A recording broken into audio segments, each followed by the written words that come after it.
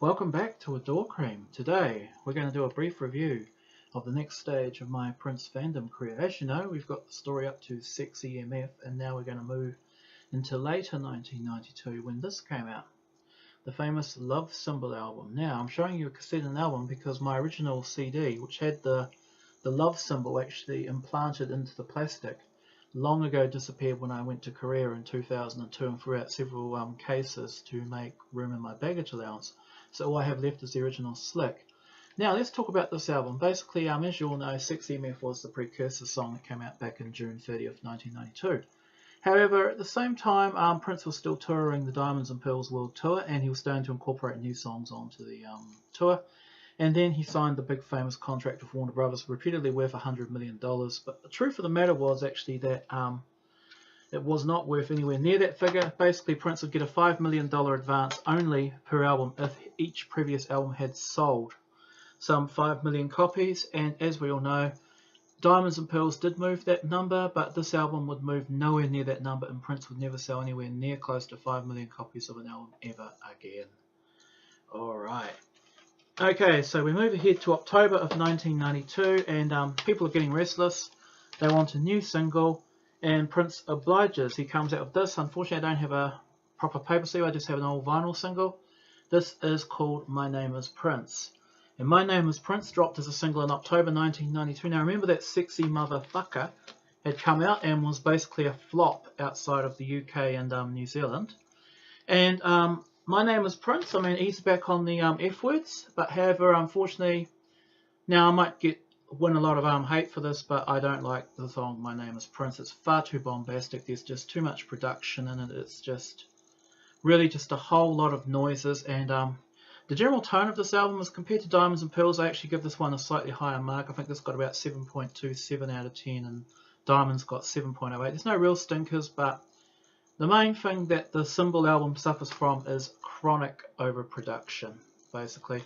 And as for me, I had not really changed much beyond this. So I was doing my school cert exams at the time, basically, which is like for you Englishmen, that's like the equivalent of GCSE. For you Americans, that's like sophomore year in high school. And you Australians, I believe that's year 10. Okay, I don't know what it is in Europe. I think it's the end of junior high school and the beginning of senior high school. Gymkhana, I think they call it in Germany.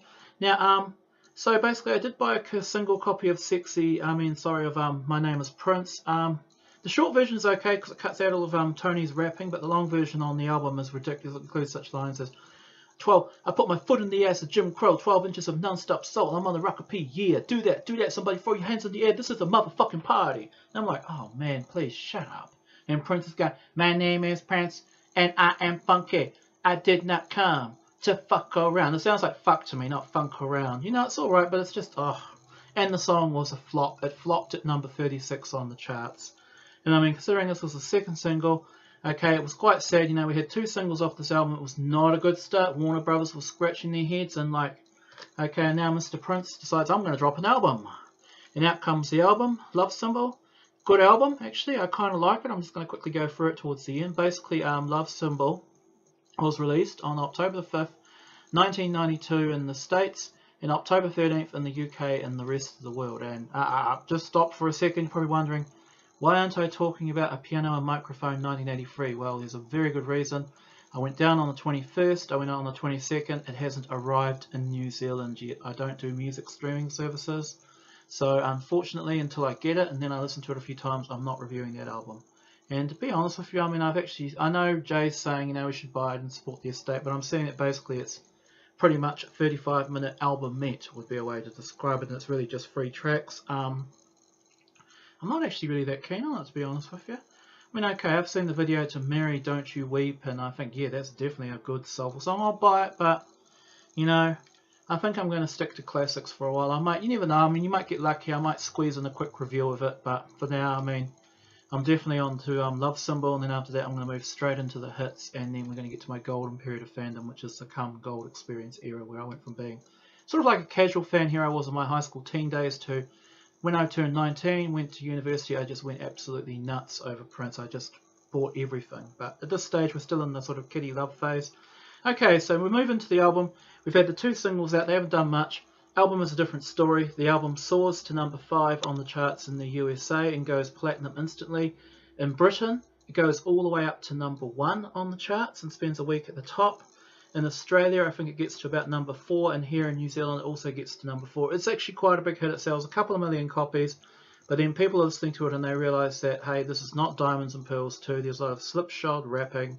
You know, it's a flawed rock opera concept, but still it's a good album, but it could be better, you know. I mean, had he knocked out some of the myriad, and self-indulgence would be a way to describe this one.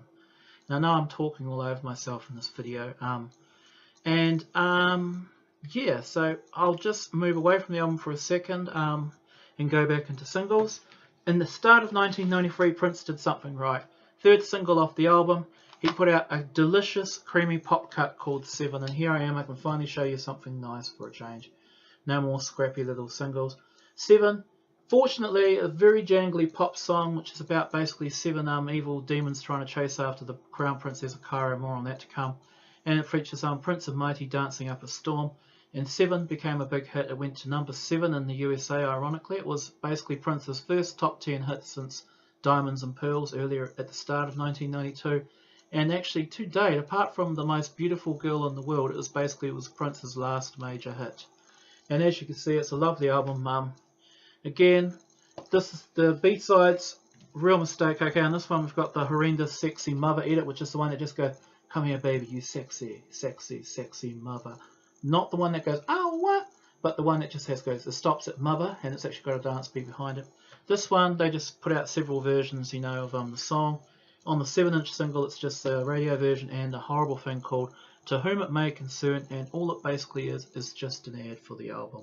It's just, there are no kings on this earth, just princes, which is a barely disguised barb at Michael Jackson. And the song was a hit. Then the 4th single, which I don't have a copy of unfortunately, was The Morning Papers, which is another great love song. And again, it's about Mighty. It's about basically deflowering her, even though apparently in Mighty's book the act did not happen until February of 93. And that song was a moderate hit, getting into the 20s. I mean, unfortunately, Prince's commercial stock was shooting down at this time.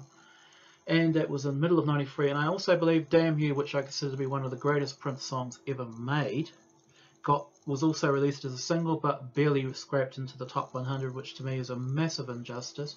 Should have been a #1 smash for weeks. But anyway, so we'll get to some album data. Pretty much, again, it was all recorded at Paisley Park Studios. The oldest track on the album is the horrendous rap skit called The Flow, which was actually taped way back in September 1990, way back in the Diamonds and Pearls Graffiti Bridge era. Another song, I can't remember the name of it, but another song was taped in the middle of 1991, and the bulk of it was taped between September of 91 and May of 1992. And the last song to go on it was How You Want to Be Done, which was actually taped very late in July of 1992. So basically, this is 91-92. Band-wise, we've had some changes in the band since the Diamonds and Pearls era. Basically, gone is Rosie Gaines. So here you are. Here's the band Mark II, and definitely also gone two of the dancers, Diamond and Pearl. But look who's come in, Miss Mighty Garcia. She's not in that photo. But you can see basically the core of the new power generations there: Michael Bland, Sonny Thompson, the Game Boys, Tommy Barbarella. And here you are, introducing Mighty. Mighty was 18 years old when these were taken. And here you are, this is 1992 Prince, iconic image here. Oh, Prince was also wearing this bondage mask, and if you've seen the video to My Name is Prince, I actually think the Jamie Foxx send-up of it is hilarious. My name is Prince, and I'm the king of Munchkin Land. I get confused, it's Sammy K. Please don't hurt me, ow! Don't hurt me, you know, and he keeps shrinking, and he goes, got down with vanity, I was her teacher, pushed her too far, now she's a preacher, ow! It's hilarious, you've got to watch it in living colour. Jamie Foxx does Prince, and there's also another one, I mean, I shouldn't mention it, but it's so funny, is where he does the Prince September 91, where he's got the yellow, like, do-rag on his head, and, like, he turns him into a homosexual, and he does a really good job. He's like, ooh, I remember the first time I got down with a girl, Sheila E. poured cream all over me. Oh, was that mouse? And he goes, yo man, shut up. And he goes, boop. You know, I just can't stop laughing. And he does the song at the end that just about, I die of laughter.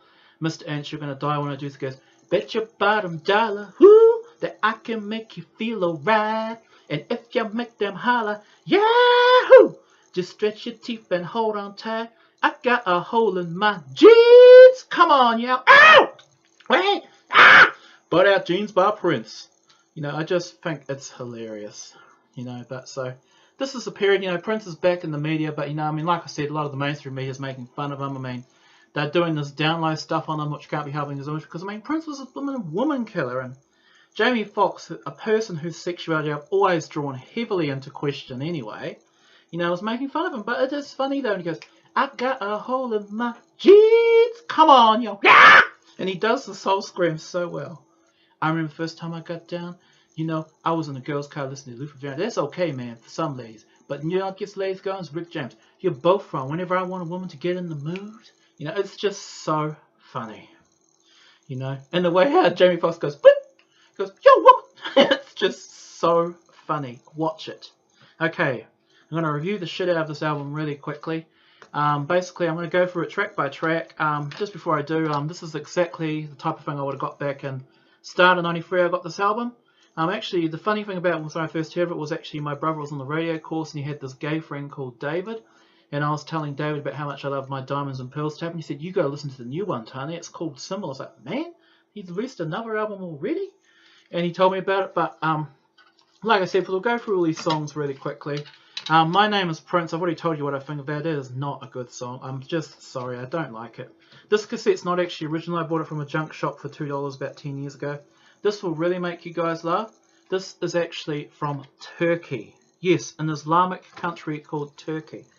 As you can see there, see that? It says Millet Arasi Music Yayanari Istanbul. I mean, how the hell this got into a junk record store in Christchurch, I will never know. Hopefully you can see that. But I thought they banned that type of stuff in Turkey. But anyway, so My Name is Prince here. Nah, don't like it. 4 out of 10. Sexy Motherfucker. You already know my feelings on that song. That is a great song. 9 out of 10. Okay, next is Love to the Nines. It's a beautiful song. Lots of music going on. Sexy vocals. A highlight. Number 9. The Morning Papers. It's a song I also really like. You know, I mean, good soulful singing from Prince. You know, why is age more than a number when it comes to love? You know, so I'm giving that an 8. The Max. Oh, it's a bit bombastic. You know, I don't really like Tony M's vocals. You know, yo baby, I want to shuffle the cards in your stack. You know, I mean, I think one of the guys on Peach and Black referred to him as sounding like Yogi Bear. Yo baby, I want to pick in that baskets. You know, but so Prince's part is alright though. I mean, it's got a good rhythm. You know, when I get going to go into the max, I'll give it a 7. Okay, Blue Light. I'm not counting segs and MPG operators, so yeah, okay. Okay, Blue Light, that's a good song, you know, I mean, it's a good reggae feel. Some people hate it. I'm going to give it, say, a 6, you know.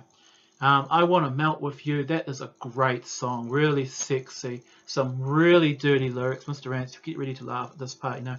You must have, there's a river of, don't look now, there's a river of blood. You must have been a virgin. What am I guilty of? Oh, ooh. Yeah. And that's another thing about this album. Prince's soulful singing. God, he has got some amazing soulful yelps and growls. I mean, this is just Prince just pouring everything into the album. I know I said it's overproduced and self-indulgent, but sometimes just all this extra fluff and cream floating around in the album is actually a good thing. There are some real highlights in this album. It's not all junk, basically. Okay, so I Want to Melt With You, a recommended track. I'm actually going to go really crazy and give that song a 10. That's a great, great song. Okay, Sweet Baby. Some people really don't like it. They say it's too sugary. I don't agree. I actually like Sweet Baby. It's a beautiful love song. I'm going to give it an 8. Okay, next, The Continental. Okay, again, another really excellent song. I just love the beat of it. Tell me how you wanna be done. Just we can start the rhythm down from number 1 and go the distance, baby, till you tell me to stop. Lose myself inside you till you get all I got. Talk to me, baby. Ooh, tell me how you wanna be done. Okay, that's another thing. Lots of really dirty lyrics. This is a really sexy album, you know. I mean, there's a lot of graphic sex in here, and again, that's why I absolutely love it, because I'm just sick, I guess. Yep, so yeah, I'm going to give that a 10. No way. Damn You, easily best track on the album. I mean, oh my god, when I heard that song for the first time, I thought, holy shit, you know. I'd say every average or mere album of Prince's, there's at least one song that's just going to blow you to smithereens. Damn You is incredible. Damn you, cookie love affair. That's the thing, I can sing the lyrics well, but whenever I'm taping a video, I always mess up the lyrics. So I apologise, like you think like, that's not what's in the song. So, yeah, I love it. Okay, and I'm sorry I'm turning into the Maddie Matheson of Prince here. You know, he's that annoying scream chef on Tuesday. I'm really a great cook! No, you're not. I mean, most of it's just boiled up chicken butts. But anyway, yeah, Damn You, I mean, I'm not going to say any more about it. It gets, let me think, 48,000 out of 10, okay? It's an amazing song. Okay, next come Two Stinkers. He goes, at the end of Damn You, he goes, that was for all the ladies, and this is for all the whores. Pimp, rag, tootie, pops in the chain, tootsie poppin', okay, and that's the only good part of it. I mean, arrogance is, I'm absolutely certain, you know, why are you so arrogant? You know, it's just an angry, snarly rap, and I just don't like it. I'm going to give it a 3 out of 10. Okay, the flow, I mean, maybe I'm hearing things wrong, but I'm hearing the N-bomb being dropped all over the place. Something like, what man wants to play a guitar? A-double-A. What man want to be a star? A-double-A. What man want to see his name in lights?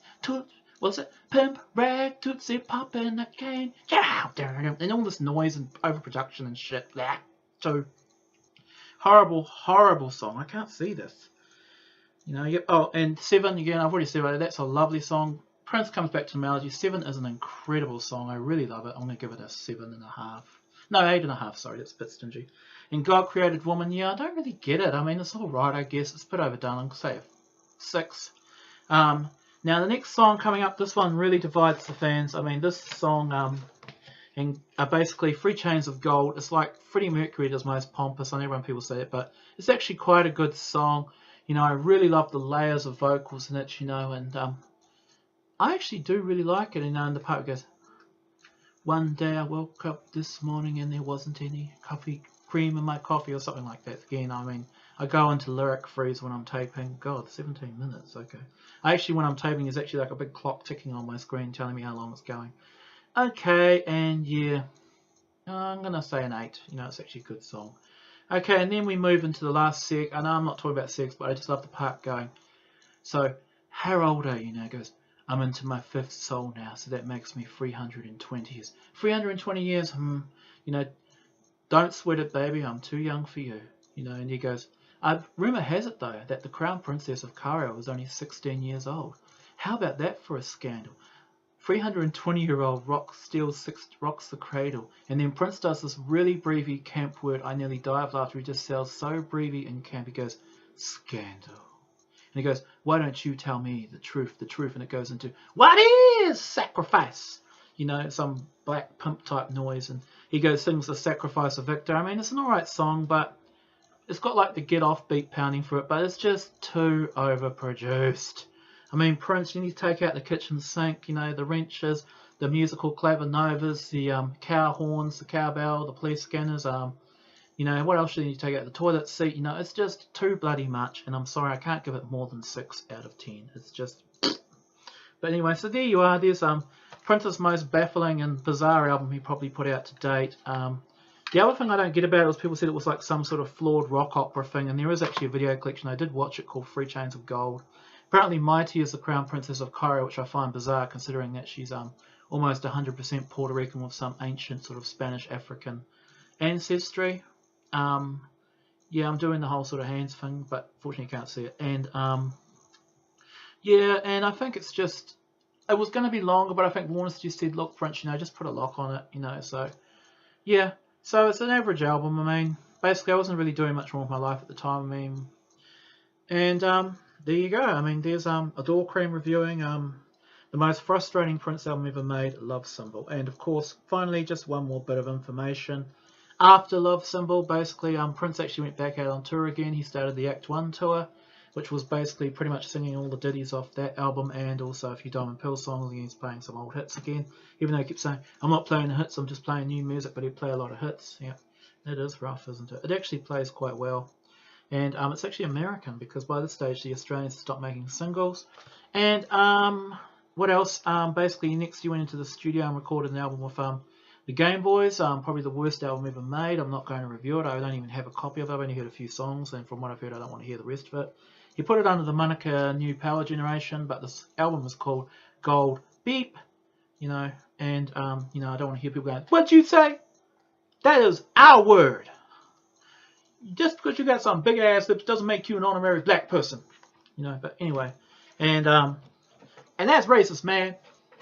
Not every black person has big lips, you know. Got like some Eddie Murphy type fool.